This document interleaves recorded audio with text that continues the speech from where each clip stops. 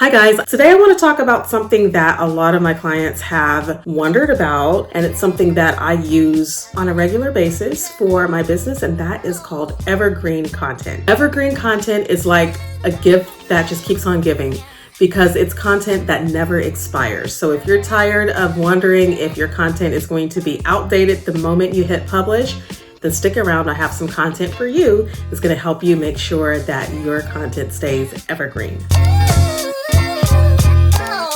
So for the longest, with all of my blogs, I have been creating content that helps me to double my traffic within sometimes just 1 year. So I want to show you how that's possible and how you can also implement that strategy for your business.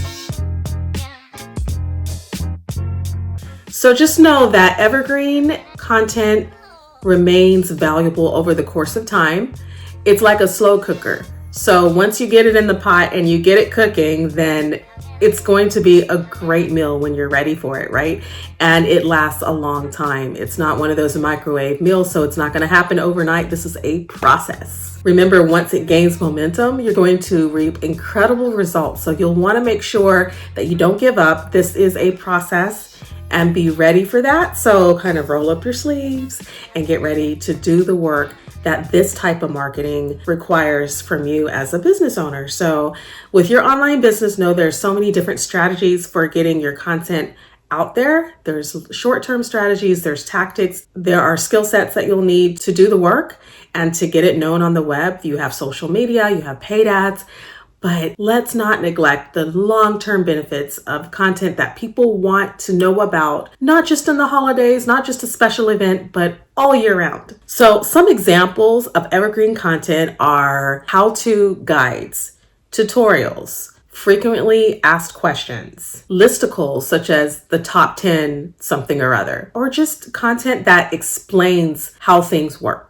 Something that is not considered evergreen would be, for example, a news article, something that's happening and that's trendy in the moment, but would not be as trendy a year or two from now, or seasonal content. So Christmas, holidays, things like that are not going to be evergreen. They're valuable pieces of content. Don't get me wrong. You want to focus on that during the holiday seasons, but they are not going to drive traffic for the long term. So here's why evergreen content is important for your strategy and you don't want to neglect it. Number one, consistency. It keeps bringing that flow of traffic that you want to your blog. And I think it's important that you understand my perspective. I'm a really big proponent of making sure that you focus on home base. As an online business owner, your digital property is what you manage. It's your property, right? So that's your website, your blog. That's not your social media. That's not YouTube. That's not podcasting. I love all of these different things for your content, but focusing on your blog is really important because that's your property. And so when I talk about creating content, I always start with home base, which is your website. So as you're consistently updating your website, then this is going to bring a consistent flow of traffic to your website and to your business. There are SEO benefits. Search engine optimization is so important when you're doing this. So creating content for your blog, when you create any blog posts and you keep in mind SEO, that's also another driver to your website. And that also means better rankings for you in Google and other search engines. And it just constantly keeps that flow of traffic coming in to your blog. We want more traffic, right? Who doesn't want that? So the more traffic you have, the more opportunity for new clients, new customers, new purchases on your site. And also having evergreen content saves you time because as you create a piece of content one time, it's going to go into effect for the rest of the time that it's there on your site. And you don't have to worry about it. So you create it and you forget it, basically. And it saves you time so you can work on other aspects of your business. For example, I once created a blog post on my homeschool blog for faith-based women called Wholesome Books for Teens. And that one blog post brought in thousands of views and hundreds of clicks within a year. And that alone, due to SEO, being able to optimize that post for search engines, in addition to some other tactics that I've used like Pinterest, help to bring in eyeballs to my website so that I gain more subscribers. And in turn, I'm able to connect with that audience more, engage them, get them interested in some of the things that I'm offering, some of the services and products that I offer for homeschool parents. And that topic, just for clarification, is in the homeschool faith-based community, is an evergreen topic. It's not something that people are only going to look for during a holiday season, nor is it a trendy topic. It's something that homeschool parents of faith are constantly looking for their kids. So whether they are parents of teens at the moment or will be, they're very likely looking for that type of content. So this is an example of evergreen content. So let's talk about how to plan your evergreen content. How are you going to plan this out? And my first tip for you is that you have to know your audience before you can plan anything. You got to know what questions they're asking. You've got to know what their pain points are, what they're struggling with, and what problems you can solve for your audience. So knowing your audience is the clear number one go-to for how to plan out your content. If you don't know who they are and how they think, how they operate, how they move, what their pain points are, you're not going to be able to address those questions. So in order to make really, really, really good, juicy content, you have to know how to help your audience. Then I recommend keyword research. Use tools like Google Keyword Planner, Ubersuggest, SEMrush. There's a lot of others. I think there's one called RFs. And these are going to help you to find those relevant keywords that give you high traffic and with low competition. So you want to focus on finding a good handful of keywords that you're going to use in your content. And also look for search terms that you know will have interest over the course of time and not just for specific times of the year. So for example, instead of creating a blog post called Top Marketing Trends for 2024, or what I did last year, I created a post for my podcasting blog called Best Podcasting Equipment in 2023. As the year changed, I ended up, of course, changing the title of that blog post so that it wasn't 2023, but that it was relevant to whatever year anybody wanted that content. But not dating your content will make it evergreen. All right, so let's get to the fun part of creating content. And the first part is make it comprehensive. Your evergreen content needs to be answering kind of all the questions that your reader needs answered. So it's kind of their go-to. So if you create a piece of content, make it a good piece of content, something that your readers will want to devour because it helps answer their problems and their questions. So you may want to break that up into several different pieces of content. Maybe you have a step 1 over here that's in full detail, and then you ask them to go to step 2, which is another post in full detail. Or maybe you have a comprehensive all-in-one huge pillar blog post that helps your reader to answer the questions they have about your topic. You are the expert, so make sure that your expertise shines through in your posts. Focus on quality, making clear visuals, graphics, make it cute, right? I mean, we want to spice up our posts when we're creating blogs.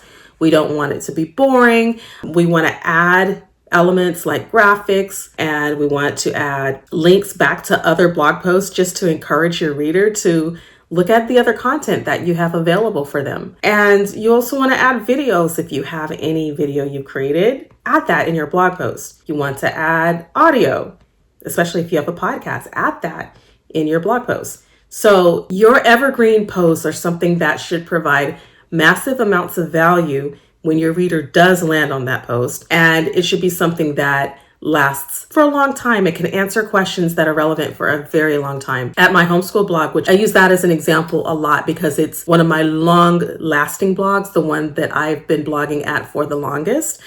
Even though I've started multiple brands and blogs over the past 20 years, but that homeschool blog has just kind of been a staple, and I've always stayed with it and used it for a long time to help my audience with their homeschooling needs, and also just to use as kind of a place to document my life as a homeschool mom at the time. So as I created each blog post for my homeschool blog, I wanted to make sure that for the most part, blogging has changed a lot. It wasn't always as comprehensive. Our posts were sometimes a little scanty 100-word short essays back in 2012 until we learned how to make it more readable, more of a comprehensive piece of content that makes sense for the reader. And so we upped our word count to about 500 to 800 words. And from there, ever since maybe 2019 or 20, we've definitely gone up to about 12 to 1500 words per post. So things have changed a lot. But one of the things that I wanted to bring to my audience was value, value, value. It's really important to me to bring that in my podcast, in my blog posts, and everything that I do. I want to bring value.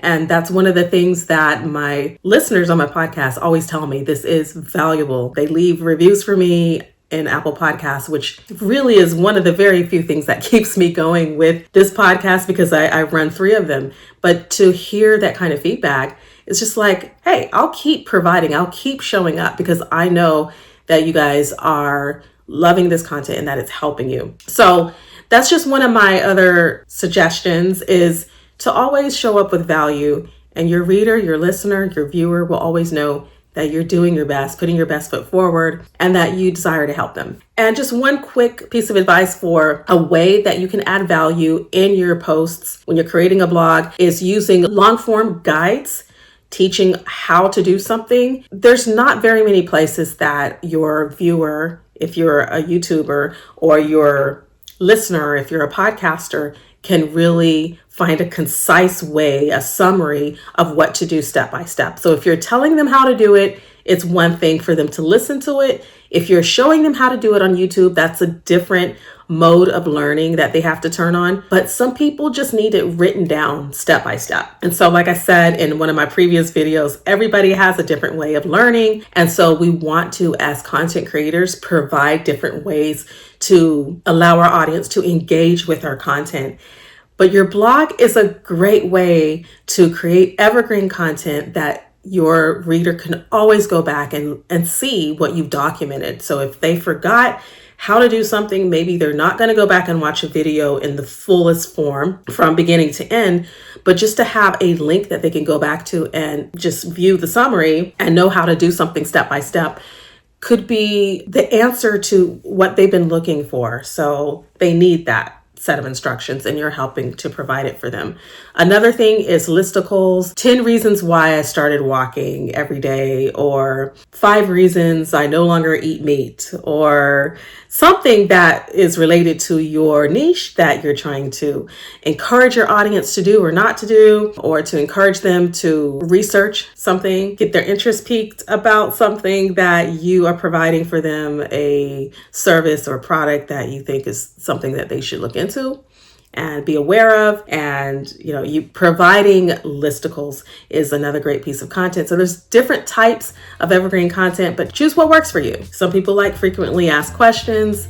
That's just one other way to make sure that your audience knows that you're helping them. And lastly, don't forget your call to action at the end of your piece of content. Be sure to plug in your workbook, or just in general, a way for your audience to get in touch with you. So that's it for today, and I hope that you found this helpful. If you have, give this video a thumbs up and subscribe to this channel. I can't wait to come back and talk with you more about content creation, digital marketing strategies, and our lives as entrepreneurs and content creators. Talk to you soon.